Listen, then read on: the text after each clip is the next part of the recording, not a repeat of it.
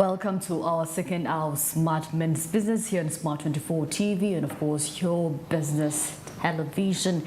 Of course, all the way from 7 a.m. till 9:55 a.m. we are going to be here discussing matters relating to business and of course interesting topic today, looking at leveraging cryptocurrency and of course for benefit in our country, Uganda. If you want to learn, today is the time for you to learn more about, want to increase from 10% to 20%. Anyway, before we get into that, don't forget that these conversations are proudly powered by Zabo. So if you want to invest in bonds and securities, Zabo says, look no further. All you need to do is get your mobile phone, dial *292#. That is the resistive code, and of course you can follow the prompts, learn about the products, you can sell, or you can go straight to the bonds and start selling and buying accordingly. Of course, investment is as low as 15,000 Ugandan shillings. Choose to invest that or more, depending on how much you want your returns on investment to be like. Their working days are Monday to Friday, except for public holidays and weekends from 8:15 a.m. That's a few minutes from now, 5 minutes from now, till 3:15 p.m. That is 6 working hours. And of course, Zabo says, my money, my future. And they are powered by Alltex East Africa, telling you to do something new. Well, I know it's second day of the week and probably you may not have the energy yet for starting your week, but trust me, every day here Smart Men's Business, where it's here to motivate you and keep you in the mood and the energy for work every day, actually every day. So this could be your breaking point actually, so that you get energized and get your day started. Let's get motivated.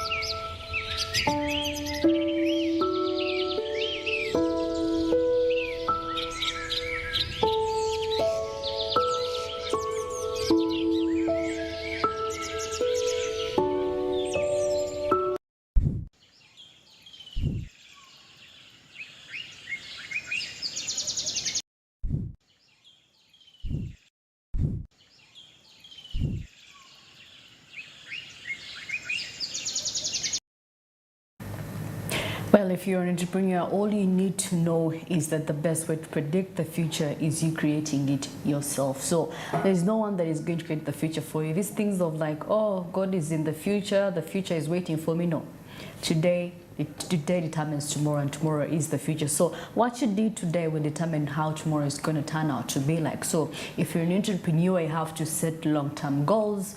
If you are hoping to be a multi-billionaire, have billion buildings, it starts from now. It starts from building one unit. At the end of the day, you have a whole village of houses, or maybe buildings, arcades, something like that, or a business. Maybe you could be the best wholesaler in the country. So definitely you create your own future. Wake up in the morning, draw a plan on what you want on how you see yourself a few years from now. Do you see yourself as the top, among the top 20 entrepreneurs, or the top 5 or top 6 entrepreneurs in Uganda, or it's just here? All you need to do is aim high, and of course establishing an employee engagement program. All you need to do as an employer is make sure that you engage your employees, get to know how they feel, get to know, how their life is. You can learn to relate with them and know how to deal with them individually. So relate with them, engage with them, call them once in a while in your office, talk to them, but then don't get too personal with them, but then get to know the small things about them, so that in case, get to know about, okay, if they have family, get to know if they have family, get contact, so that in case of anything, you can reach out to them. So that is the purpose of engaging with your employees, to get some little bit of information, not get too close to them, because that brings a little bit of familiarity in there, and someone just bumps into your office as if, Anyway, that is it for today. Getting motivated. So have a long-term plan. You never know. You could be among the best entrepreneurs that are known in Uganda. Well, Andrew, today we're looking at cryptocurrency. Yeah, one of the most very interesting aspects in here. I mean, it's not my thing, actually. I'm not going to say that because, well, I might have a little bit of a background to deal with it, but it's not something, because, it needs for you to really have a complete understanding and all that. But remember, today we're actually trying to see how we can leverage in cryptocurrencies to enhance profitability. That is something very key. I can relate cryptocurrency to, if you have ever tried out Forex trade, especially online. I mean, you're going in for these online brokers, for example, Just Forex, and so many more, XNS, and all that. Then we also have cryptocurrency exchanges, Coinbase and Binance, of course, which are the leading as of late. We had FTX, but definitely it didn't really have the right fate. But first of all, it's very key and important. If you really want to make profits with cryptocurrency, you need to stick to a strategy. Strategy is something very key. And, some people, you find somebody where they actually fail most is when they're interchanging strategies, because, I mean, they're trying to look for a shortcut to get in there, which is okay, but that is more like gambling. You're not even sure if you're just mixing up strategies. But if you decide to stick on a strategy, you can actually capitalize and make some good money for yourself in there. But of course, each strategy has its risks that are associated with it. That is something you also need to understand as we head into, because remember, cryptocurrencies are very volatile. Well, now for the traders out there, one of the aspects which is really very interesting is known as the long-term holding. Now, long-term holding is when, for example, if today I choose to buy, for example, Bitcoin, and its price is about 1,000, per coin, then I choose to buy about 100 Bitcoins. Wow, that's like how much is that? 100,000 Uganda shillings. That's 100,000 Uganda shillings. I'm buying Bitcoin at 1,000, right? So I hold it. 1 million. Yes, I hold it. Then years pass by, because sometimes, the price keeps on increasing, of the Bitcoin. And you find that after 5 years, actually one Bitcoin goes for 100,000. Is this sort of investment? It's like some sort of an investment, because this is a long term, this is 100,000. So I have 1 million Bitcoins. How much money is that? Hey. So you can really see how that really comes out. Now that is something to do with the long-term holding. You hold it, but then later on it will actually benefit you. Now, away from that, if you're not really this kind of a person that might be interested to wait for 5 years, you're a short-term trader, that's still okay. We have what we call, we've seen long-term holding, and we also have people that are actually day traders. Day traders focus on, okay, these ones are oriented on short-term profits. For example, he says he wakes up in the morning because if, let me say, the Bitcoin or Ethereum, in the morning, the price is about 1,000. And he waits a little bit from 8 a.m. up to about 2 in the afternoon, and the price increases by probably 1,200. So then he decides to buy, like, at that time. So you find that by the time the day ends, he has been able to make like a 10 to 20%. That's a day trader.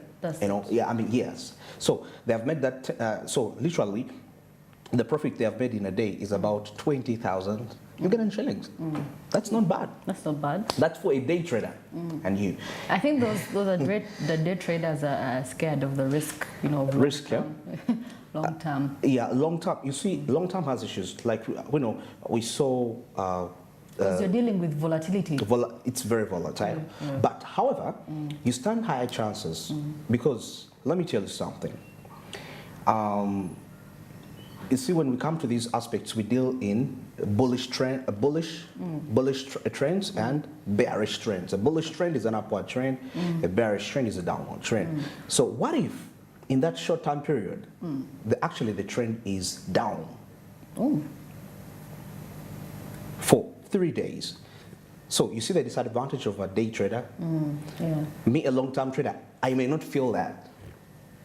You get that. So all those are strategies that are actually quite very key for you, a trader right there. And you can actually select and see what is really working out for you, but stick to the strategy. If that is quite very key.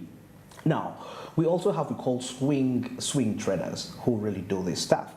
And now, of course, this involves holding cryptocurrencies for a period of weeks.